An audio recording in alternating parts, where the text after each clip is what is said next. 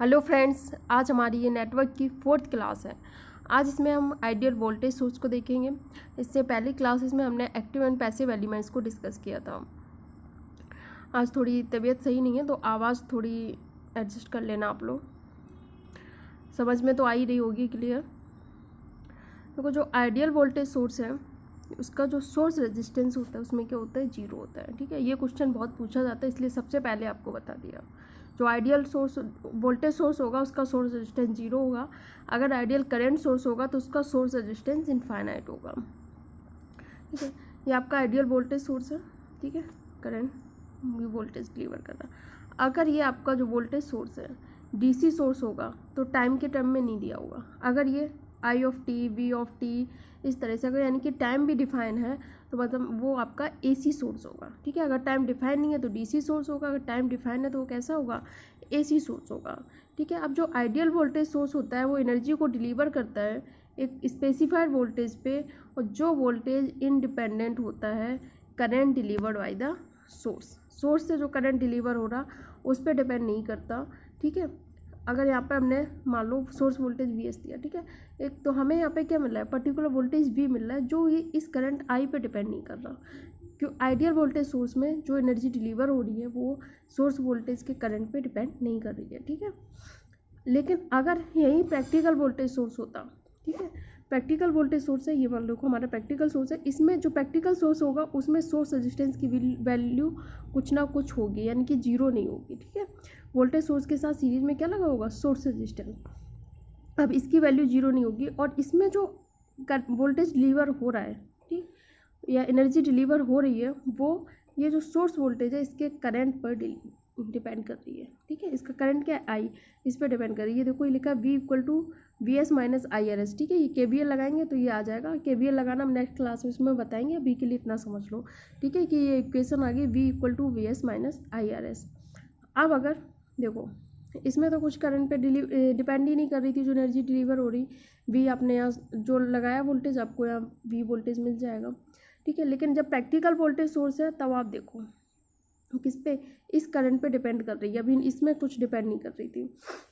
अगर V equal to आपका है we S minus I R S.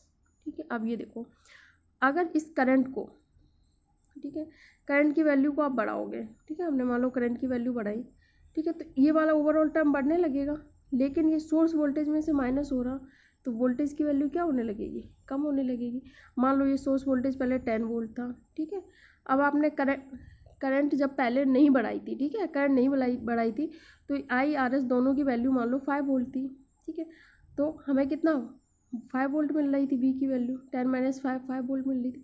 अब आपने करंट बढ़ा दी, इसके बाद जो हमें आई आर एस की वैल्यू हो वो मान लो आपकी 7 वोल्ट हो गई।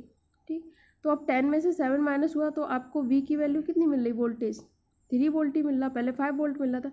यानी कि आपने जैसे जैसे इस करंट को बढ़ाया, आई को आपने जैसे ही बढ़ाया तो आपके वोल्टेज वी की वैल्यू क्या होने लगी, कम होने लगी। तो प्रैक्टिकल वोल्टेज सोर्स में जैसे जैसे आप करंट की वैल्यू बढ़ाओगे तो ये जो वोल्टेज है इसकी वैल्यू क्या होती जा रही है, कम। जबकि आइडियल वोल्टेज सोर्स में इस करंट पे ये देखो, ये करंट को आप वैल्यू चाहे बढ़ाओ चाहे घटाओ, वोल्टेज क्या है, कांस्टेंट। ठीक है, यानी कि जो आइडियल वोल्टेज सोर्स है उसमें जो एनर्जी डिलीवर हो रही है, जो वोल्टेज हमें मिल रहा है वो सोर्स वोल्टेज के करंट पे डिपेंड नहीं कर रहा है। आप करंट को चाहे बढ़ाओ चाहे घटाओ, वोल्टेज क्या मिल रहा है हमें, कांस्टेंट। लेकिन जो प्रैक्टिकल वोल्टेज सोर्स है इसमें आप करंट की वैल्यू बढ़ा रहे हो तो आपका वोल्टेज क्या होता जा रहा है, कम। यानी कि करंट की वैल्यू बढ़ा रहे हो, आई आर एस वाला टर्म बढ़ता जा रहा है, इसमें से ये माइनस हो रहा है तो आपका वोल्टेज क्या होता जा रहा, कम होता जा रहा। ठीक है, तो जो प्रैक्टिकल वोल्टेज सोर्स है इसमें करंट जो आपकी एनर्जी डिलीवर होती है वो सोर्स करंट पे डिपेंड करती है। ये देखो, ideal voltage source deliver energy at specified voltage independent और current delivered wise source current पे डिपेंड नहीं करता। जो इंटरनल रेजिस्टेंस होता है आइडियल वोल्टेज सोर्स का क्या होता है, 0 होता है, यानी कि सोर्स रेजिस्टेंस 0 होता है। सबसे ज़्यादा पूछा जाने वाला क्वेश्चन है, बहुत ज़्यादा पूछा जाता है और कन्फ्यूज़ कर देते हैं आपको वोल्टेज सोर्स और करंट सोर्स में। तो याद रखना, जब करंट सोर्स की बात होगी तो सोर्स रेजिस्टेंस का होगा इनफाइनाइट। ठीक है, जब वोल्टेज सोर्स की बात होगी तो इंटरनल उसका रेजिस्टेंस होगा क्या, 0। ठीक, जबकि प्रैक्टिकल वोल्टेज सोर्स में जो एनर्जी डिलीवर करता है एक स्पेसिफाइड वोल्टेज पे, ये किस पे डिपेंड करती है, कि जो करंट डिलीवर हो रहा है किससे, सोर्स से। Independent voltage source does not obey Ohm's law. ठीक है, जो इंडिपेंडेंट वोल्टेज सोर्स है ओम्स लॉ को फॉलो नहीं करते, क्योंकि पहली बात देखो आप कैरेक्टरिस्टिक ऑरिजिन से पास नहीं हो रही है, ठीक है, और कैरेक्टरिस्टिक लीनियर भी नहीं है, ठीक, ये देखो यार कैरेक्टरिस्टिक लीनियर नहीं है और ये ऑरिजिन से पास नहीं हो रही, तो इसका मतलब ये क्या ओम्स लॉ को फॉलो नहीं कर रहा है। ओम्स लॉ हमने इससे सेकंड लेक्चर में, शायद सेकंड या थर्ड लेक्चर में डिस्कस किया था, ठीक है, उससे आप लोग देख सकते हो। अब देखो कुछ चीज़ें जो वोल्टेज सोर्स के बारे में इंपॉर्टेंट है, आप क्वेश्चन सॉल्व करोगे वहाँ पर ये चीज़ें आएंगी, कई बार डायरेक्ट भी पूछ ली जाती है। एक बार 1 नंबर के क्वेश्चन में अगर दो वोल्टेज सीरीज में लगे हुए हैं V1 प्लस V2, ठीक है, दोनों की पोलरिटी भी सेम है, प्लस माइनस, तो इन्हें आप कैसे लिख सकते हो, equal to V1 plus V2, ठीक।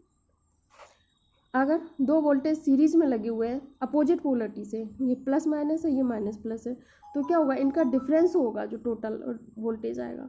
अब या तो V1 माइनस V2 होगा, अगर V1 बड़ा है तो V1 माइनस V2 होगा, अगर V2 बड़ा है तो V2 माइनस V1 करके आप लिख सकते हो। यानी कि दो वोल्टेज सोर्स को आप सिंगल वोल्टेज सोर्स में कन्वर्ट करके लिख सकते हो। इसी तरह से अगर दो वोल्ट पैरेलल में दिए, ठीक है, पैरेलल में दिए हैं तो इनके voltage V1 equal to V same होंगे, क्योंकि आपको पता है पैरेलल में वोल्टेज हमेशा क्या रहता है, सेम रहता है, तो V1 और V2 की वैल्यू इक्वल होगी, ठीक। अगर वोल्टेज सोर्स के पैरेलल में कोई रेजिस्टेंस लगा है तो आप इसको नेगलेक्ट कर सकते हो, ठीक है, तो आप इसे केवल वोल्टेज सोर्स से रिप्लेस कर सकते हो। वोल्टेज सोर्स के पैरेलल में करंट सोर्स लगा है तो भी आप इसको वोल्टेज सोर्स से रिप्लेस कर सकते हो। यानी कि वोल्टेज सोर्स के पैरेलल में अगर रेजिस्टेंस या करंट सोर्स लगे हैं तो आप इनको नेगलेक्ट कर सकते हो, ठीक। ये बात ध्यान रखना, अगर दो वोल्टेज सोर्स, एक बार समझ लो सारी चीज़ें, दो वोल्टेज सोर्स पैरेलल में लगे हैं तो दोनों की वैल्यू सेम होगी, क्योंकि पैरेलल में वोल्टेज सेम होता है, ठीक है, अभी और बताएंगे आगे। अगर यहाँ 5 वोल्ट है तो यहाँ भी 5 वोल्ट ही होगा, यानी कि V1 इक्वल टू V2 होगा, ठीक। अगर V1 दोनों अपोजिट पोलरिटी में लगे हैं तो उनका डिफरेंस हो जाएगा, जो अगर V1 बड़ा होगा तो V1 greater than V2, V2 बड़ा होगा तो V2 greater than V1 approximate. और अगर दो वोल्टेज सोर्स सीरीज में लगे हैं तो क्या होगा, V1 plus V2। Voltage source के पैरेलल में अगर रेजिस्टेंस या करंट सोर्स लगा है तो हम उसको नेगलेक्ट कर सकते हैं। एक क्वेश्चन डिस्कस करते हैं, इंपॉर्टेंट क्वेश्चन है, ठीक है, कई बार इसी टाइप का एकदम सेम क्वेश्चन पूछे जाता है, ठीक, और सब लोग इसमें कुछ ना कुछ दिमाग लगा देंगे भी। देखना, find current in 2 ohm register of the circuit सोन, ठीक है। अब इसका आंसर मत देखो, सब लोग वीडियो यही पॉज करके एक बार निकाल के देखो, ठीक। अब देखना, आधे बच्चे अपना कुछ ना कुछ दिमाग निकाल के आई की वैल्यू निकाल देंगे, ठीक है, वो ये नहीं देखेंगे कि ये 20 वोल्ट लगा है यहाँ पैरेलल में, यहाँ 10 वोल्ट लगा है, पैरेलल में वोल्टेज सेम होता है, ठीक है, यहाँ 10 वोल्ट लगा, यहाँ 20 वोल्ट लगा, तो सेटिस्फाई ही नहीं कर रहा, ठीक है, KVL को, ठीक है। तो इसका मतलब क्या है, इसमें आप वोल्टेज फाइंड नहीं कर सकते, गलत है, ठीक है। पैरेलल में लगा है तो अगर यहाँ भी 20 वोल्ट होता तो यहाँ भी 20 वोल्ट ही लगा होता, तब तो आप करंट की वैल्यू फाइंड करते, तो इसका आंसर होगा 9, ठीक है। Not satisfying KVL as voltage in all parallel branch should be same with respect to KVL voltage across all the parallel branch should be equal. अगर यहाँ दोनों जगह सेम वोल्टेज लगा होता तब तो आप फाइंड कर सकते हो, क्योंकि पैरेलल में वोल्टेज क्या होता है, सेम, कोई रेजिस्टेंस वगैरह कुछ नहीं लगा, केवल वोल्टेज सोर्स लगा है, आपको दिख रहा है, ये पैरेलल में वोल्टेज सेम होना चाहिए, ठीक है। ये हमने आइडियल वोल्टेज सोर्स डिस्कस किया। इसकी नेक्स्ट क्लास में हम लोग आइडियल करंट सोर्स को डिस्कस करेंगे और उसकी कुछ ये जो प्रॉपर्टी और इस तरह का एक आध क्वेश्चन भी हम लोग डिस्कस करेंगे, ठीक है। अब आप लोगों को एक क्वेश्चन देते हैं, सब लोग कमेंट में आंसर करना, ठीक है। अगर एक यहाँ पर लगा हुआ है 10 वोल्ट, ठीक है, यही मान लो, सेम यही क्वेश्चन यही है, ठीक है, डायग्राम आपका यहाँ पर क्या 20 वोल्ट की जगह 10 वोल्ट लगा है, तब आप करंट की वैल्यू फाइंड करके हमें आंसर करेंगे सब लोग, ठीक है।